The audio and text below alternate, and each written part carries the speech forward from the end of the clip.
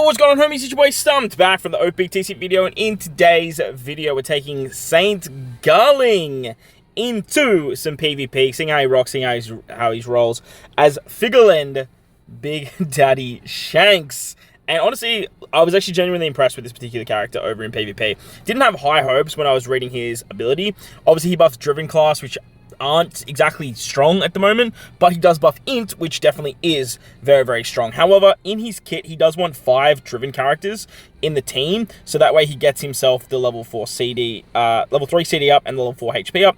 You don't really need to have him on the team, the 5 Driven characters, for him to work, but obviously him getting that CD reduction, him getting that HP is great because obviously it funnels into his special, which is very powerful at taking down 1 to 2 enemies. Plus his special, obviously needing 5 Driven characters, just allows you to get an extra shot off. This allows you to hit 2 units instead of 1 unit. He halves the high attack enemy for a 100% chance to halve defense. He does a level 8 defensive drop and then 5 times damage, which is very, very good. It actually just works perfectly against characters like Strength Luffy, who can't be half stats, but have such high attack that you lower their defense and you can just bink them anyway. Just works great. And obviously with Holy Knights, Celestial Dragons, and World Government characters, he gives a shield too. He's on a 40-second cooldown, which is really, really high, so you really want to have that cooldown reduction.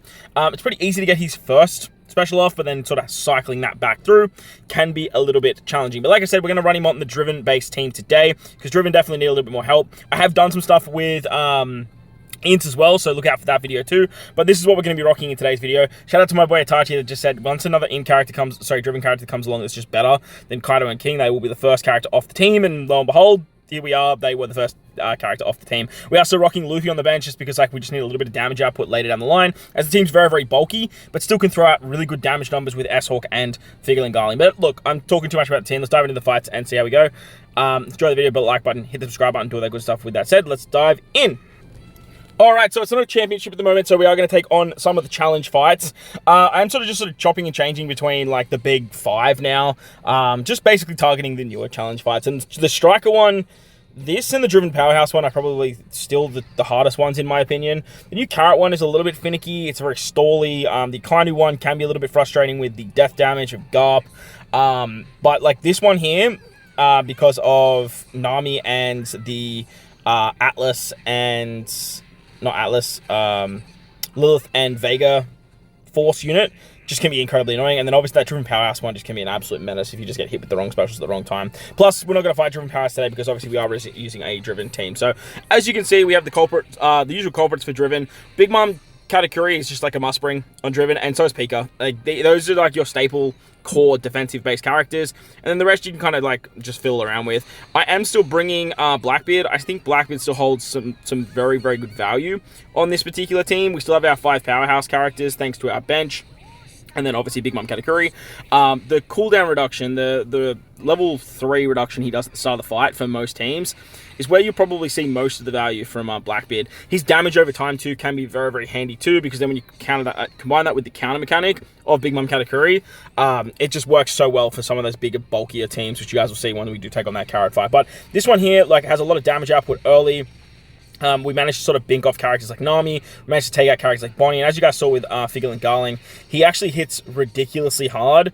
And as you can see, he took out Nami, and then he also took out Law, but Law has a revive, so a little bit frustrating there. He does have a super special, which is very, very easy to get. He's one of those characters you'll kind of want to throw, probably where like Blackbeard is, if I'm being completely honest, but look, he's at the front for the showcase's sake. Probably where Blackbeard is, because obviously he puts up a shield for himself. He has really, really good defensive numbers, and you kind of want him to take specials as well, because his super special is very valuable, and 9 times out of 10, you will see the super special for his second special activation, which is very, very powerful. It's very, very good. And any character that has a 2 special launch, taking 2 specials, I mean, and then popping their super special off is very, very good. And when you get some dupes in this guy, like his super special is going to be really, really nice. Not one that I would chase at all for now. It's just sort of one that is drastically better if you have it, but not needed if you don't. So as you can see there, they took down Strikers pretty easily. Just having the early specials of S-Hawk and Blackbeard just help out so much. That damage over time, and then putting up a shield with Pika, and then also getting half stats off, and then just S-Hawk being able to bink like 3 units very early. It's not at all, it's always bink, But most of the time, you can just do quite a bit of damage. And then with that damage over time from Blackbeard, you can just do some really nice stuff there. Plus the halve stats early from Pikqchu means that Big Mom Katakuri can actually hit really, really hard too. And then obviously, Figurlin can also halve stats. So you have a lot of halve stats going on with this particular team. The only characters that really need it is Big Mom Katakuri and Garling. But then later into the fight, if you have like Luffy come in and you have Santana and Wolf come in, like that half defense is just going to be very, very valuable. So Driven, they're kind of in a bit of a wonky spot, in the sense that like we aren't running like a traditional Driven team. Everyone here is Driven, but like Blackbeard's just nerfing, Figgle and Garling's buffing Driven, but like mainly ints. We're running a pretty core int-centric team with S-Hawk being a int slasher booster, and the upside to Garling being slasher is that he's getting all of the buffs from S-Hawk, which is very, very nice. And like it was very easy to fill out the team with 5 Driven characters. The whole front line is Driven, and then we also have Santana Wolf sitting there on the bench as well, who's also a Driven powerhouse character, so that works out quite well. And if he comes into the fight too, he's just going to bring a little bit more bulk to help keep Luffy alive, and then Luffy should be that character to kind of wrap up the fight alongside Kuma. None of these fights I actually had Kuma come in, which was very surprising, especially this fight here. Like this one is a true testament to just how tanky and stally teams can be, and how important damage actually is with some of these harder hitters. So we actually lose the Garling super special there, which is very annoying. Him being on a 40-second cooldown can be a blessing, especially against the faster teams. I'm not including it in this video, but against the quick team, where they're just throwing specials out ridiculously fast, he got his super special basically around the 60-second mark, and then he just threw it out and just demolished 2 characters, which was absolutely wild. On top of that, Big Mom Katakuri can then also demolish a whole bunch of characters as well, and then you just basically set yourself up for a very, very good run towards the back end of the fight. But this was a prime example of why Big Mom Katakuri and Blackbeard are so good on this team. Because even if you go up against these real defensive walls, these stalling units that lower your defense, lower your attack, stop action bind, confuse, roll back your specials, all that crazy stuff that the fighter team's doing, the counters that Big Mom and Katakuri have, and then that dot damage that Blackbeard's providing, just allows you to chip away at characters and then allow a character like Figgle and Garling, who realistically is only hitting 2 characters, which is kind of annoying.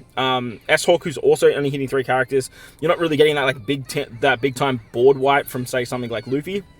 But when you have the dot damage and the counter damage that Blackbeard and Big Mom Katakuri provide, it just allows you to just make sure that those shots are basically kill shots. But as you can see, like they've lowered our attacks so much. We've lost so much defense here too. Like the nerfing capabilities that this carrot fight has is kind of crazy. But as you guys can see here, like the countering just killing characters, the dot damage just killing characters. And now we're in a spot where Figurlin just needs to kill 2 characters to get the win, and he's hitting for what, 22,000. So in my opinion, like that's like the big drawback to the character. Obviously, only having the ability to hit 2 characters, and to hit the second character, you need 5 Driven units on the team. And Driven, they're not exactly scattered as much as they once were. Obviously, over here on the Driven team, like you're definitely going to have them because you're running a centric Driven based core, I guess. But at the same time, like we have Luffy, we have Kuma, and that realistically only just leaves like 1 other character that we can kind of be very flexible with, and then have your main 5 as Driven based units. Taking the int team, for example, the upside to S-Hawk being Driven just means that you can just run Garling and S-Hawk in the front and then just devote your bench to a Driven bait lineup. But then that's just going to hinder the power of your late game as well. So whilst it's not challenging to do, it's still something that holds the character back and is just sort of going to mainly segregate him more towards the Driven-based team rather than going towards the int-based team. Like, look at my damage he just binks Garp, he just binks Whitebeard with his regular special around that 38-second mark, which is really, really nice. Now, because he killed the 2 auto-proc characters, they're going to basically give him his super special, and now once he goes again, he's just basically going to kill everyone else. He gives really good attack buffs. S-Hawk's also giving really, really good attack buffs. Like, it just, yeah.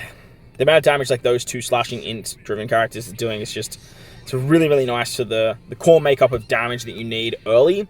And then if, for whatever reason, you lose, say, Big Mom Katakuri, Pikqchu has a tendency to die here and there. You have Luffy coming in to sort of fill the void, and then just say, all right, now we're basically moving away from our defensive capabilities and just going all out offense.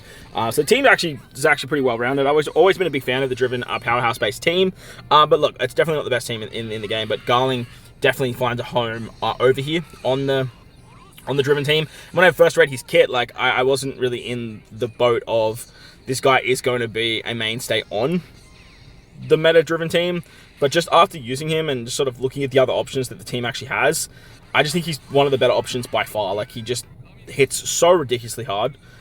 He's super special, as you guys are seeing in this video, goes so frequently. And whilst the 40 seconds can be a bit of a drawback, it doesn't seem to be. And that may be because of having the 5 driven characters getting the extra cooldown. You get the extra cooldown for Celestial Dragons for the first 15 seconds as well. So there's that as well. But when you throw him on, say, like the in team, and you have Rodrey Guan running around, and then you have the Sabo special, you're giving yourself 8 cooldown reduction. When you're looking at this particular team here, you're lowering the enemy CD reduction by level 3. So that way you're just in a really, really good spot there to sort of be up by 3. And like I said, it just doesn't really ever seem like we're in a position that struggles to get the super off. If anything, like, you kind of, like I said, it's a bit of a blessing because you want to get his super special pretty early. As like the damage he can do is pretty crazy. Now, strength team, I wanted to test over here because half stats obviously is the name of the game with this particular team, and I wanted to see how Garling goes up against mainly strength Luffy. Strength Luffy is just, he's really hard to kill. His ability to bypass half stats is incredibly strong. And then obviously he can do something like that, which is also incredibly strong. Lucky for us though, he did hit Big Mom Katakuri and he didn't actually kill Garling. Probably could have been a little bit different if he killed, say, Garling, or if maybe he killed S-Hawk, just one of our damage-dealing characters. He did kill Pikqchu, which then brings in Luffy. And as I was saying earlier, like, sometimes you will see Luffy die, Pikqchu die, and then have Luffy come in. Sentomara killed S-Hawk as well, so we are losing a lot of damage here. I would have loved for this shot to hit Garling, but unfortunately it hit Luffy, which isn't a problem. But what I wanted to see now was how Garling would go up against Luffy without half defense. So Big Mom Katakuri super special hits everyone. We managed to get the half defense off, which is great. However, Luffy, like I said, is immune to it. But what happens here is Garling actually goes for him because he has the high stack because he's not half stats, and hits for 20,000. Like, I don't know if that's just because we pinged Uta and they lost a lot of defensive capabilities there. I don't know what the play was, but hitting for 20,000 on Strength Luffy without any like half stats or anything like that, he does get that level 8 defensive drop, which is very valuable, and it just shows right there. So overall, on the Driven team, super impressed with Garling. Very, very good character. If you pick him up on a ticket in the future and you're looking to run him in PvP, he's excellent. Like I said, stay tuned to the channel. We do have an Int showcase coming for him as well, where Int is just obviously just a much better team. So look out for that one. But if you guys enjoyed this video, make sure to hit the like button, hit the subscribe button, do all that good stuff. Most importantly, wherever you guys are in this beautiful world, please enjoy the rest of your day. As always, homies, thank you for watching, and I'll catch you all in the next one. Let's